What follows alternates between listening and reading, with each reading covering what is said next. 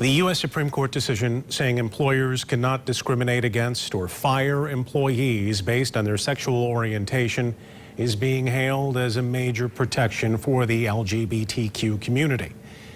News 8's Barton Dieters, though, joining us with a look back at a case out of Byron Center that stirred the nation and put the issue of gay rights front and center here in West Michigan. Barton?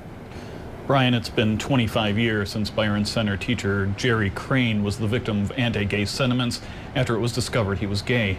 It was the kind of thing that advocates hope yesterday's decision will end forever.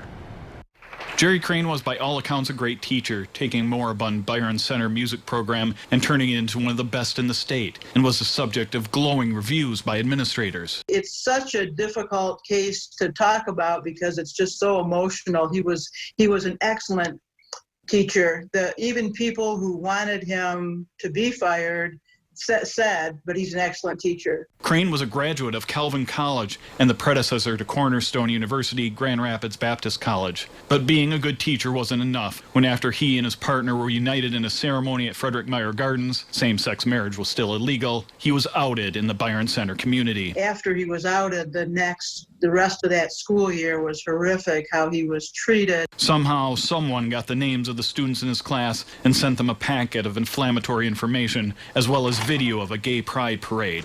The school board held 4 meetings filled with people making statements that were both inflammatory and often incorrect, until the board issued a statement. They said that simply being homosexual made you an improper role model for students.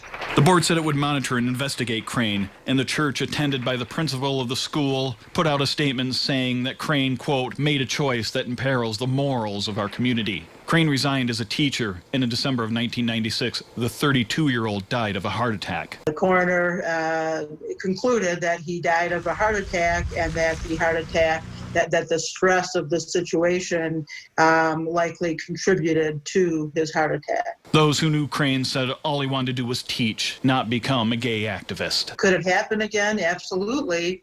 We still see it happening across the nation. Today, a school board would likely face legal action if it issued a statement like the one issued in 1995, but the broader struggle remains. We reached out to the former principal and superintendent for comment. Neither chose to do so. In studio control, Barton Dieters, News 8.